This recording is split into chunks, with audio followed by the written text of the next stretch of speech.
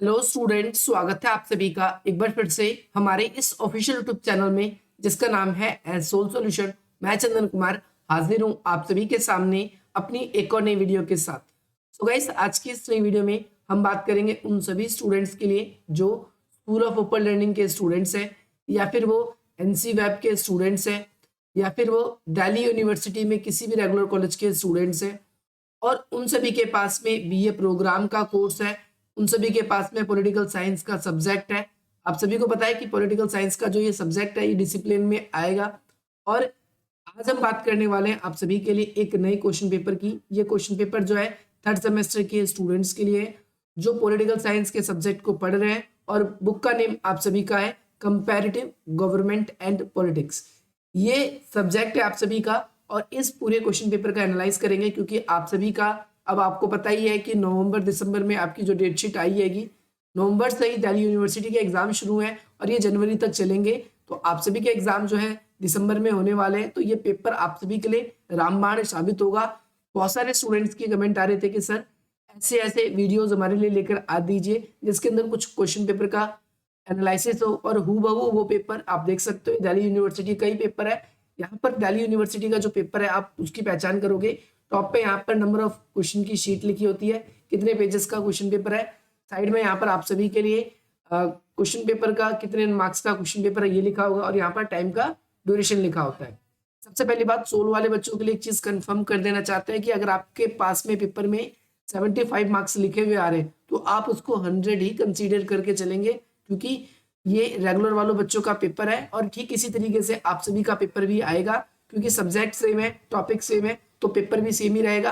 और आपने पिछला जब सेमेस्टर का एग्जाम दिया है सेकंड सेमेस्टर का, उसके अंदर आपने ये चीज तो देख ही ली है कि बहुत सारे पेपर ऐसे भी होते हैं जिसके अंदर लिखा तो 75 मार्क्स का होता है, पर रिजल्ट जब आते हैं तो आप सभी के वो 100 मार्क्स के ही होते हैं, और वो ग्रेडिंग में आपके कन्वर्ट होकर आते हैं। यहाँ पर हम स्टार्ट कर रहे हैं आज की वीडियो को। यहाँ पर पहली बात तो जनरली कुछ इंस्ट्रक्शंस दी गई है। अगर यहाँ पर 4 क्वेश्चन लिखे हैं तो आप 4 करेंगे, अगर 5 लिखे हैं तो आपको 5 करने होंगे।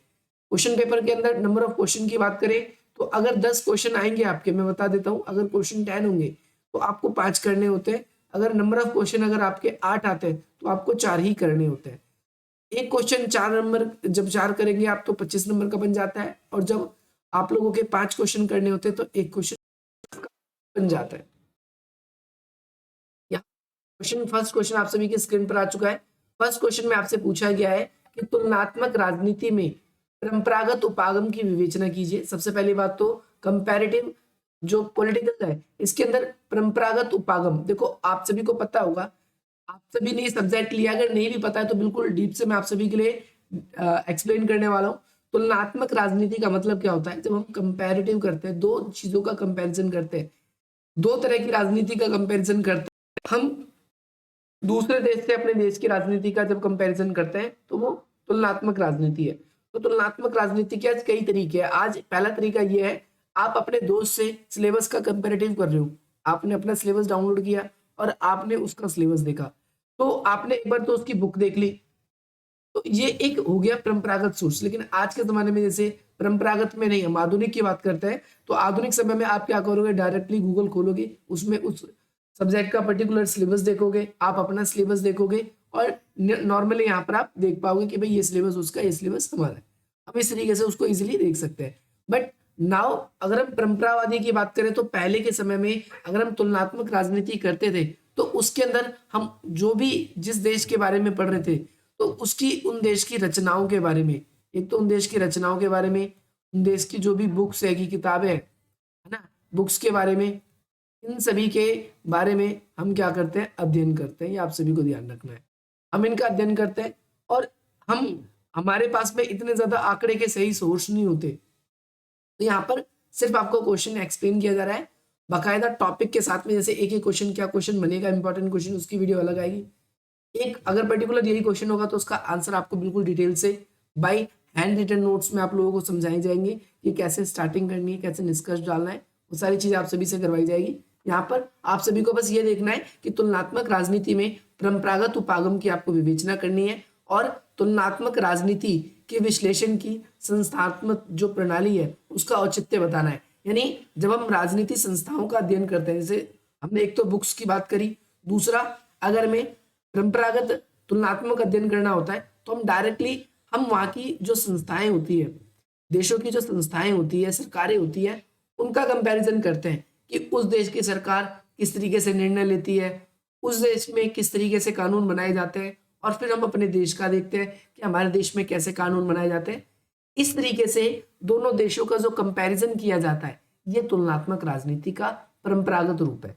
इसमें हम परंपराओं को महत्व देते हैं, हम वहां के द्वारा लिए गए निर्णयों का अध्ययन करते हैं कि उसमें कितना समय लगा, किन प्रक्रियाओं से वो गुजरा, अंतिम निर्णय किसने लिया। इस तरह की चीजें हम इसके अंदर पढ़ते हैं।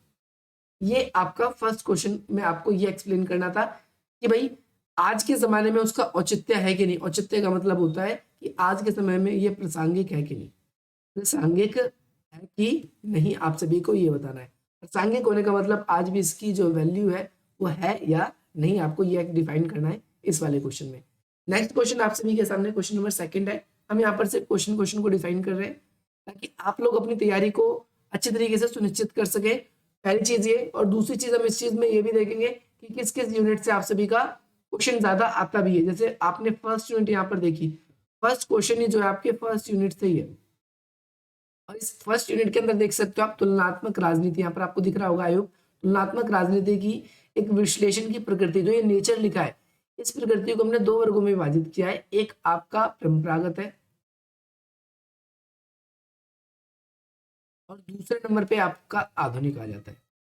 तो इसमें आप देख सकते हो पिछले वाले क्वेश्चन में आपसे परंपरागत पूछ लिया गया, तो फर्स्ट यूनिट से एक क्वेश्चन आपके पेपर में पक्का देखने को मिलने वाला है। सेकंड क्वेश्चन आप सभी की स्क्रीन पर यह है, सत्तावाचक से आप क्या समझते हैं, सत्तावाचक क्या होता है, सबसे पहले आपको ये डिफाइन करना है। दूसरा, सत्तावादी और लोकतंत्र शासन व्यवस्थाएं एक दूसरे से कैसे भिन्न है। सत्तावादी होता क्या है पहले मैं आपको बता दूं। सत्तावादी हो सकता है, देखो लोकतंत्र क्या है पहले मैं आपको डिफाइन कर देता हूँ। लोकतंत्र में जनता जो है, जनता क्या करती है, अपने प्रतिनिधि को स्वयं चुनती है, प्रतिनिधि को क्या करती है, स्वयं इलेक्ट करती है, खुद चुनती है। लेकिन सेकंड नंबर पे अगर हम बात करें, दूसरे नंबर पे हमारे सामने क्या है, सत्तावादी। सत्तावादी वो लोग होते हैं जो कि डिक्टेटर होते हैं, जो जिन्होंने क्या कर रखा होता है कि भाई या तो तानाशाही होगी वहां पर, सत्तावादी सत्ता पे नियंत्रण कर रखा है जनता की, चाहे उसमें सहमति है या नहीं, या फिर वहां पर सत्तावादी राजतंत्र भी हो सकता है। वैसे तानाशाही को अब इसको ज्यादा इंपॉर्टेंस देते हैं। तो आप लोगों को सिंपल क्वेश्चन है, ये बताना है लोकतंत्र में जनता अपनी सरकार को खुद चुनती है।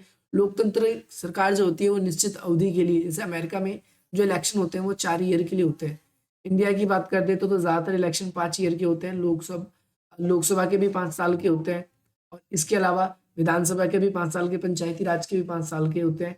लेकिन राज्यसभा की बात कर दें और जम्मू कश्मीर की विधानसभा की बात कर दें तो वहां पर 6 ईयर्स के हमारे होते हैं। तो अलग अलग समय में जो भी प्रतिनिधि हमारे होंगे उनको एक निश्चित समय के लिए हम चुनते हैं, लेकिन तानाशाही में ऐसा नहीं होता। एग्जाम्पल मैं आप लोगों को दे दूं, एक रूस का ही एग्जाम्पल ले लेते हैं। आप देख सकते हो कि आपने पुतिन का नाम सुना होगा, वो लगभग 2001 के करीब से ही रूस के शासन पे विद्यमान है, और आज 2022 चल रहा है, 21 साल से वो वहां पर शासन कर रहे हैं। तो ये आप एक ऐसे भी देख सकते हो कि वहां पर किस तरीके से सत्तावादी, वहां पर हम जनता अपनी इच्छा से उसको हटा नहीं सकती। ठीक है, तो बहुत सारे डिफरेंसेस होते हैं यहाँ पर जनता अपनी सरकार को खुद इलेक्ट करती है, खुद इलेक्ट नहीं करती। सरकार की जितनी भी प्लानिंग होती है वो जनता को ध्यान में रख के बनती है, ये अपने हिसाब से करती है। सरकार अपने जनता जो अपनी सरकार का विरोध कर सकती है, यहाँ पर हम ये भी देखते हैं। और सत्तावादी में कई बार जनता का दमन होता है, अधिकारों का बढ़ावा नहीं दिया जाता, ये भी आप इसके अंदर कह सकते हो। सेकंड क्वेश्चन को ये चीज डिफाइन करनी थी। नेक्स्ट क्वेश्चन आप सभी की स्क्रीन पर आ चुका है, क्वेश्चन नंबर 3 है, आधुनिक काल में राजनीतिक व्यवस्था। देखो आधुनिक काल में जो राजनीतिक व्यवस्था है, आधुनिक काल में जो राजनीतिक व्यवस्था है और उनका वर्गीकरण करना है आपको। आधुनिक काल में राजनीतिक व्यवस्थाओं का वर्गीकरण मुख्य निर्धारक करना है। यानी निर्धारक का मतलब होता है किसके हिसाब से, किन चीजों के हिसाब से आप सभी को ध्यान रखना है, राजनीतिक संस्थाओं का वर्गीकरण किया जाता है आधुनिक काल में। देखो आधुनिक काल में राजनीतिक संस्थाओं का वर्गीकरण का आधार निराधार एक ही बात है, क्या इनका मुख्य आधार। तो इसको हम उनके कार्य प्रणाली के आधार पर विभाजित करते हैं, कार्य प्रणाली के आधार पर, है ना। एक वहां की कार्य प्रणाली, वहां की जो एग्जीक्यूटिव है, वहां की जो कार्यपालिका है वो किस प्रकार की है, हम इस चीज को भी वहां पर देखने की कोशिश करते हैं। कार्य प्रणाली के आधार पर हम इसको विभाजित करते हैं। दूसरा नेचर कैसा है, स्वरूप कैसा है, या उस देश की प्रकृति कैसी है, प्रकृति कैसी है, उस आधार पे भी, उस बेसिस पे भी हम इसको क्या करते हैं, डिवाइड करते हैं। ये भी आप सभी को याद रखना है। ये क्वेश्चन भी आई होप आपको क्लियर हो गया होगा। नेक्स्ट क्वेश्चन की बात करते हैं। नेक्स्ट क्वेश्चन आपसे पूछा गया है कि ब्रिटिश संसद प्रणाली की विशेषताओं की व्याख्या कीजिए। ब्रिटिश संसद प्रणाली की विशेषताओं की क्या करनी है, आपको व्याख्या करनी है। तो यहाँ पर एक अलग से यूनिट बनता है। देखो यहाँ पर आप सभी देखोगे दलीय व्यवस्था, एक तो यहाँ पर आप यूके के बारे में देख रहे हो और दूसरा यूएस। तो इन दोनों से पेपर में 100% आपके क्वेश्चन जो है वो बनेगा ही बनेगा थर्ड सेमेस्टर वाले बच्चे। तो यहाँ से आप सभी को इसको जरूर करते हुए चलना है और इसको हम डिटेल से वर्णन करेंगे, डिटेल से। आपको पता है कि भारत की तरह है वहाँ की संसदीय प्रणाली है, जिस तरीके से भारत की ठीक उसी तरीके से वहां पर भी है, लेकिन वहां पर जो है प्रधानमंत्री एक महत्वपूर्ण भूमिका निभाता है। किस तरीके से निभाता है इसके बारे में हम आगे डिस्कस करेंगे। नेक्स्ट क्वेश्चन आप सभी की स्क्रीन पर यहाँ पर आ चुका है, क्वेश्चन नंबर 5 है। क्वेश्चन नंबर 5 में आपसे पूछा गया है कि अध्यक्ष व्यवस्था का क्या लाभ है। अध्यक्ष व्यवस्था किससे क्वेश्चन आया है, ये आपके एग्जीक्यूटिव से आया है, ये आपकी कार्यपालिका से क्वेश्चन आया है। अब आपको पता है कार्यपालिका दो तरीके की होती है, एक व्यक्ति के नेतृत्व में और एक सामूहिक।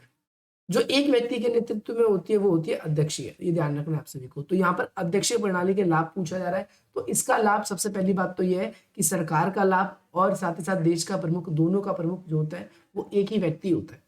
जैसे हम वहाँ का राष्ट्रपति, जैसे कि अमेरिका में है अध्यक्षीय व्यवस्था, तो हम देख सकते हैं वहाँ की सरकार का या हर चीज का प्रमुख कौन होता है, ये आपको क्लियर होगा। सेकंड नंबर पे कनाडा की संघीय व्यवस्था की मुख्य विशेषताएं क्या है, ये भी क्वेश्चन आप सभी के लिए ऑलरेडी भी अपलोडेड है, जिसमें मैंने इंडिया के साथ कंपैरिजन भी कर रखा है।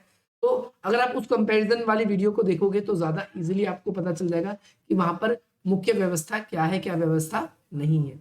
इसके बाद में चुनावों के उद्देश्यों पर प्रकाश डालना है। इससे आसान कुछ हो सकता है, इससे आसान कुछ हो सकता है क्या? देखो यहाँ पर ये first past the post system, कई बार इस पे शॉर्ट नोट आता है ना। और ये भारत के बारे में, इलेक्शन के बारे में भारत क्या है, तो इसके बारे में बात करेंगे हम कि चुनाव के क्या उद्देश्य है, अनुपातिक प्रतिनिधित्व क्या है, इसके बारे में भी डिस्कस करेंगे। इसके बिल्कुल डीप से हम इसको डिस्कस करेंगे आने वाली वीडियोस के अंदर। बिल्कुल इजी है ये क्वेश्चन, बिल्कुल इजी, आप लोगों को आधों को तो पता ही होगा। और अगला है बहुराष्ट्रीय कंपनियां क्या है, इसकी वीडियो ऑलरेडी अपलोडेड है, अगर आप लोगों ने नहीं देखा है तो आप देख सकते हो। बहुराष्ट्रीय कंपनी मतलब एमएनसी, और आप टीएनसीज भी सर्च करोगे तो भी आप लोगों को सेम ही चीज आपको मिलेगी, बस थोड़ा सा बेसिक सा डिफरेंस होता है, बट शॉर्ट नोट के लिए यू कैन रीड। अगला है अमेरिका की राजनीतिक दलीय व्यवस्था की भूमिका क्या है, इसका वर्णन करना है। चीन की एक दलीय प्रणाली, इसका वर्णन करना है। और राज्य की जो सुरक्षा है, सुरक्षा राज्य या राज्य सिक्योरिटी स्टेट, इसके बारे में बात करना है हमें।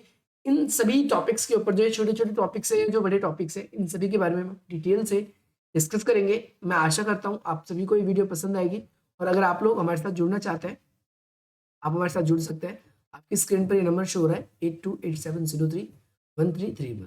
आप हमारे साथ जुड़ सकते हैं। ये हमारा व्हाट्सअप नंबर है। बाकी डिस्क्रिप्शन बॉक्स में कुछ वेरियस हमारे सोशल मीडिया के हैंडल्स के लिंक मिल जाएंगे, आप वहां से हमसे आप क्या कर सकते हो, कनेक्ट हो सकते हो। बाकी जो फर्दर हमारी नई वीडियोस आएगी उसके लिए आप चैनल को सब्सक्राइब कर लेंगे। तो अगला क्वेश्चन पेपर जैसे आप लोगों के लिए हम अपलोड करेंगे तो उसका वीडियो आप सभी को जल्द मिल जाएगा। I hope. बाकी मिलते हैं आप सभी से अपनी अगली वीडियो में। जय हिंद, जय